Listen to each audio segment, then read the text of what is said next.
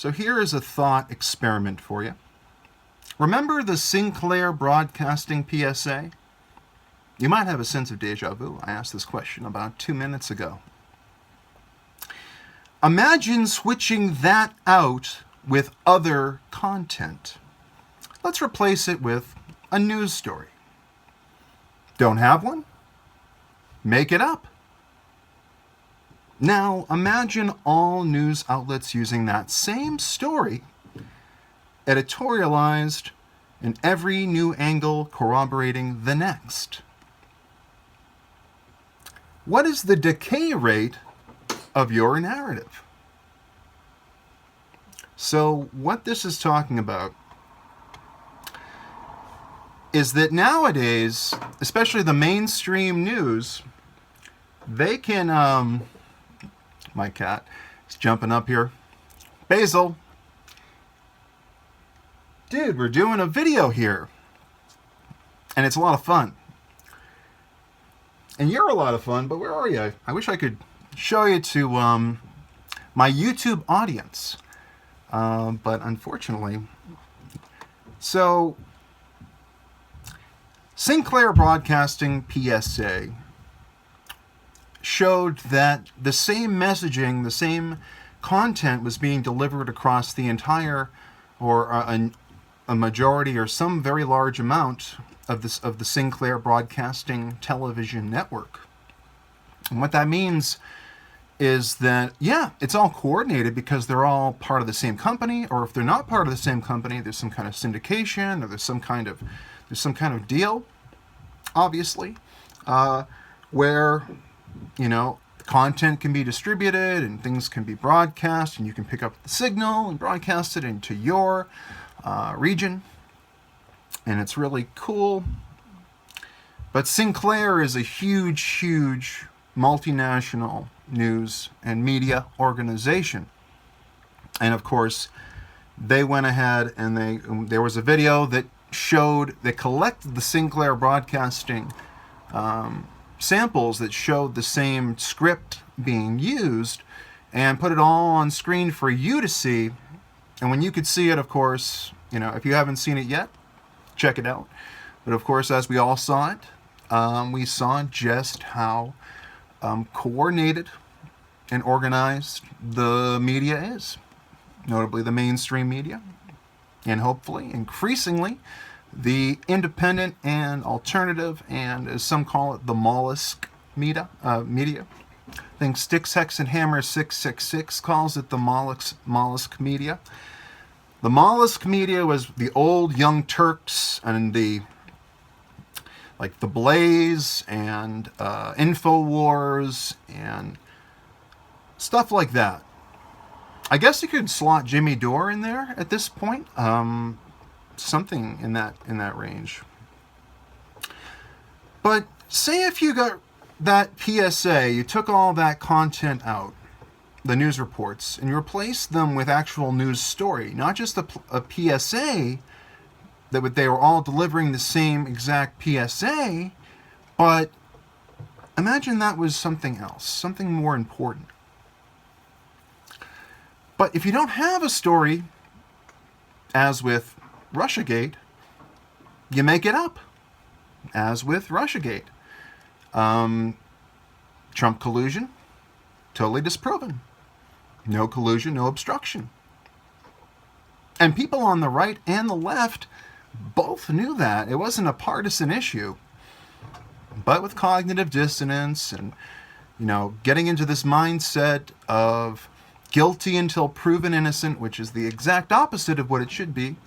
Innocent until proven guilty, of course. You know,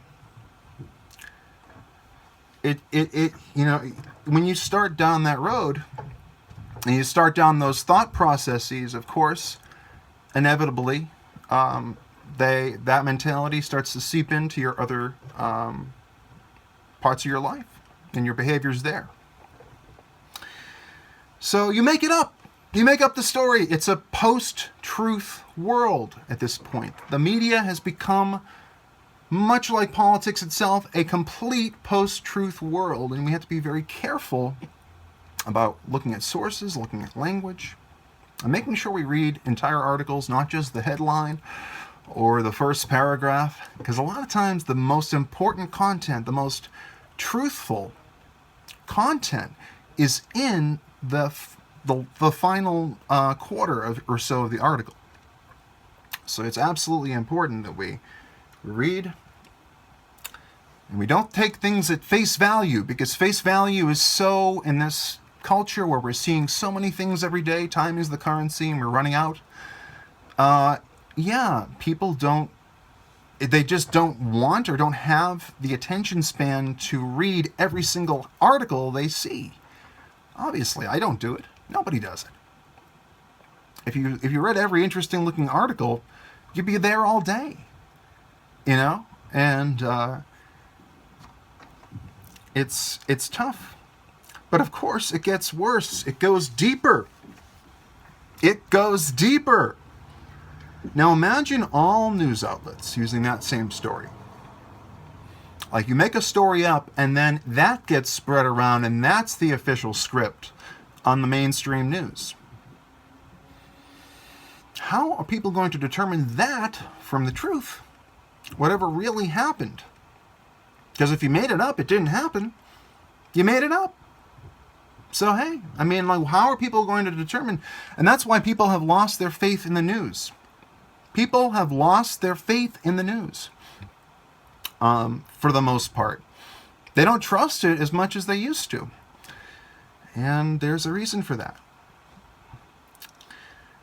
But if you had all these interlocking stories, and this one corroborated that one, and they all use the same overarching narrative, but they might have different components of it as well.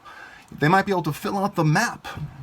Like Carrie on, is her name Carrie on Homeland, the Homeland character, that she has the board, and she's got all the markers. Like, if every one of these stations, this could be almost like a game, like an AR, augmented reality game with the media.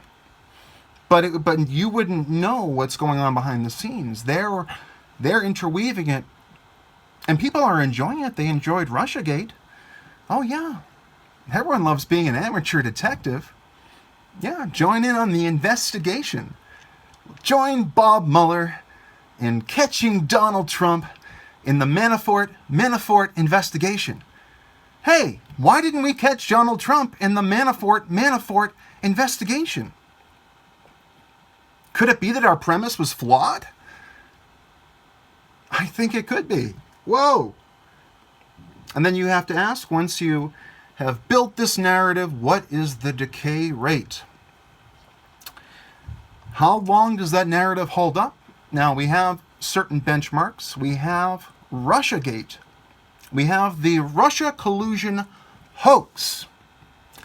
And that hoax had about, for people like Michael Tracy, I always mention him, and Jimmy Dore, H.A. Goodman, Styx Hexenhammer, Scott Adams, and all these, media personalities and voices on the right, left, center, and the full circle of the political sphere, or the political globe, as I call it, as well. I have all kinds of labels for the political, someone's like ideology. Because with 7 billion people out there, all with their own philosophy,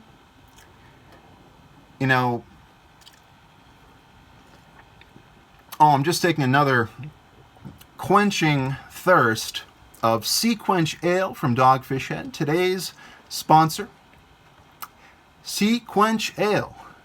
It tastes like seawater, and I love it.